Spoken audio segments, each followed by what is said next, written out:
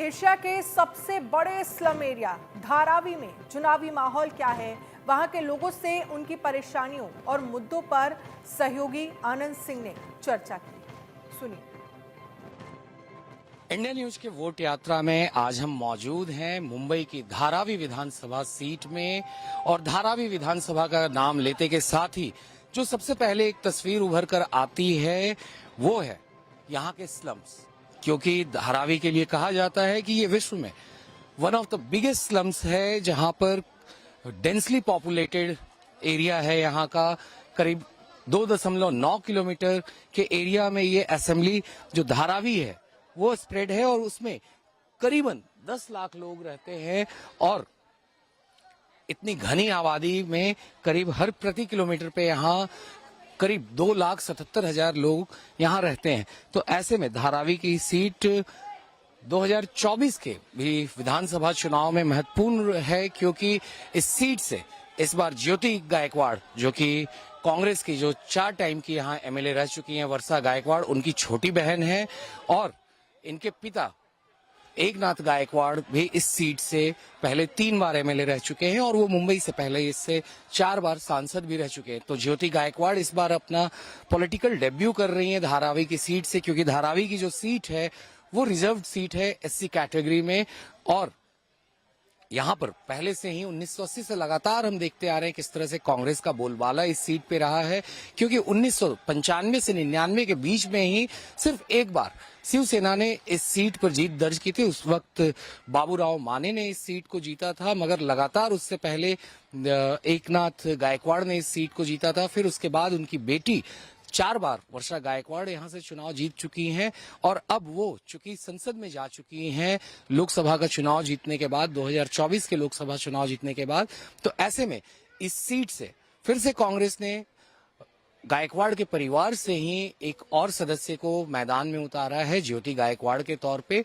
तो वहीं दूसरी तरफ शिवसेना एकनाथ शिंदे के कैंप से राजेश खरांदे भी इस सीट से चुनावी मैदान में ज्योति गायकवाड़ को चैलेंज करते हुए दिख रहे हैं। तो हम बात करेंगे यहाँ के लोगों से और जानेंगे कि आखिर धारावी में समस्याएं क्या हैं, क्या मुद्दे यहाँ महत्वपूर्ण हैं। और जो भी कैंडिडेट्स यहाँ खड़े हैं, जिस तरह से ज्योति गायकवाड़ लगातार अपना प्रचार प्रसार कर रही हैं, उनकी बहन भी चुनावी मैदान में यहाँ उतरकर अपनी बहन के लिए प्रचार प्रसार कर रही हैं, तो हम उनसे भी बात करेंगे और जानेंगे कि आखिर उनका विजन धारावी के लिए क्या है।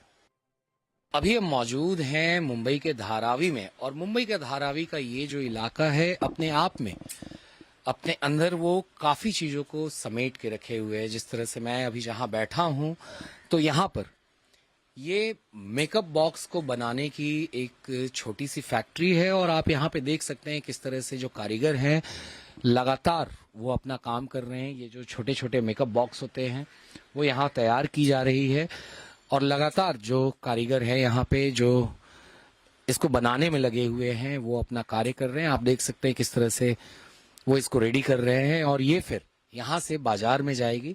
तो हम जानेंगे इनसे बात करके कि आखिर किस तरह से वो धारावी में इस फैक्ट्री में वो काम करते हैं, अपना गुजर बसर करते हैं, और क्या मुख्य समस्याएं आती हैं उन लोगों के सामने, और किस तरह से उनका जीवन यापन होता है।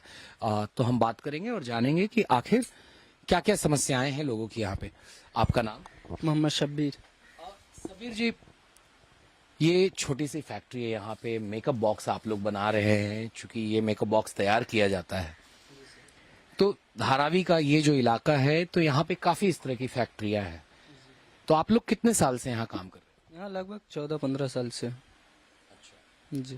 तो किस तरह की समस्याएं आप लोग फेस करते हैं धारावी में? चूंकि चुनाव है अब यहाँ पर, तो मुद्दे क्या हैं चुनाव में आप लोगों के लिए? मुद्दे ऐसे आदमी यहाँ मतलब सरकार बने या कुछ भी बने, नेता बने, जो अच्छी तरीके से धारावी चले, आम जनता चले उनके वजह से। और जिस तरह से आप लोग ये सारी चीजें बनाते हैं, तो फिर इसकी मार्केटिंग कौन करता है? किस तरह से ये बाजार में जाती है? आप लोगों के पास ऑर्डर लेकर कौन आता है?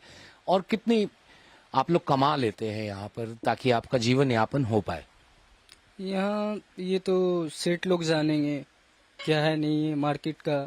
हम लोग को तो इतना मालूम है कि मतलब रूम में हम लोग बनाते हैं, यहाँ 12 से 14 हजार रुपया कमाते हैं।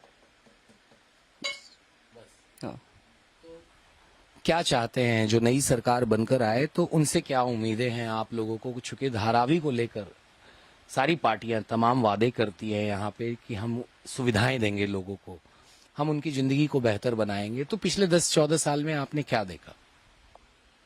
पहले पिछले 14 साल में तो बहुत कुछ देखा, अभी तो बहुत उससे भी बेकार चल रहा है। अभी जो चल रहा है अभी 2023 में बहुत बेकार चल रहा है। पहले आज से 8-10 साल पहले इतना अच्छा देश था अपना, हिंदू मुस्लिम किसी चीज का मतलब विभाग नहीं था। अभी बहुत ही ज्यादा होने लगा, तो सरकार से निवेदन है कि इस सब को रोक लगाए। यहाँ पे आप खुद को सुरक्षित महसूस करते हैं? ऐसा करते हैं, फिर भी उतना मतलब ये नहीं है, अपने आप को सुरक्षा नहीं मानते कि मतलब हम लोग गांव से बिहार से मतलब आते काम करने के लिए। यहाँ ना कुछ मतलब पानी उनी सब चीज का मतलब इधर दिक्कत होता है, ना टाइम टेबल से पानी आता, कुछ ऐसा रहन सहन का जो व्यवस्था है ठीक ठाक है। ये थे मोहम्मद सबीर, जिन्होंने बताई कि आखिर किस तरह की समस्याएं उन लोगों को आती है। और मोहम्मद सबीर लगातार पिछले 14 साल से वो इस मेकअप के डब्बे को बनाते आ रहे हैं और ये यहाँ इस फैक्ट्री में काम करते हैं। और उनका साफ कहना था कि कैसे वो सिर्फ महज 14,000 रुपये कमाते हैं, मगर जो भी सरकार आए वो लोगों को की जो जिंदगी है उसको बेहतर बनाने पे काम करे और जो वो वादे करती हैं उनको पूरा करे।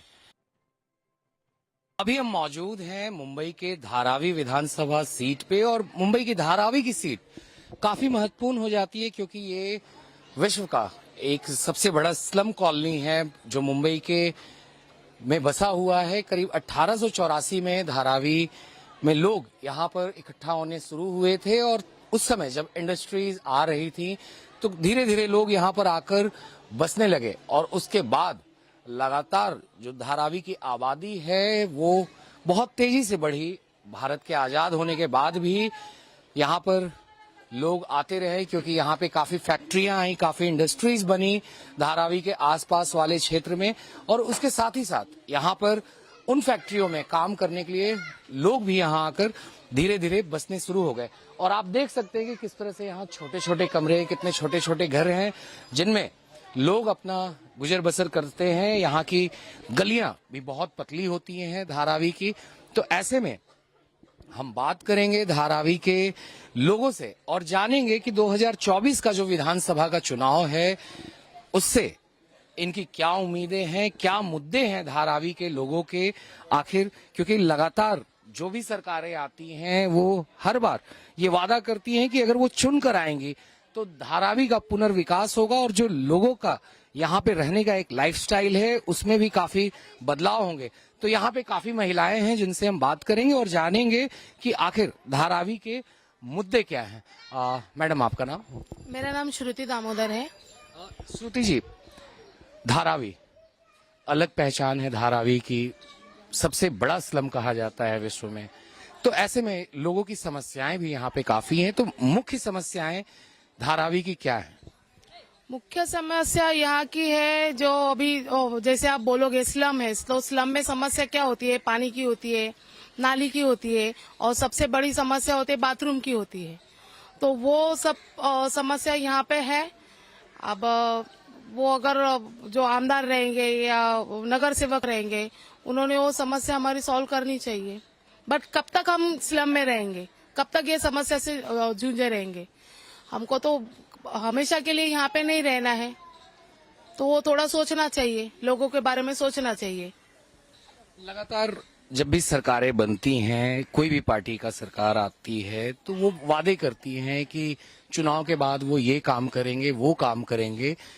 तो कितना वादा उनका पूरा हुआ है? खास तौर पे धारावी में किस तरह से उन्होंने आप लोगों के लिए काम किया है? अगर हम उनका रिपोर्ट कार्ड जनता से पूछें, आप लोगों से पूछें, तो आप कैसे देखती हैं उनके कार्यकाल को पिछले 5 साल में या 10 साल में जो उन्होंने काम किया है?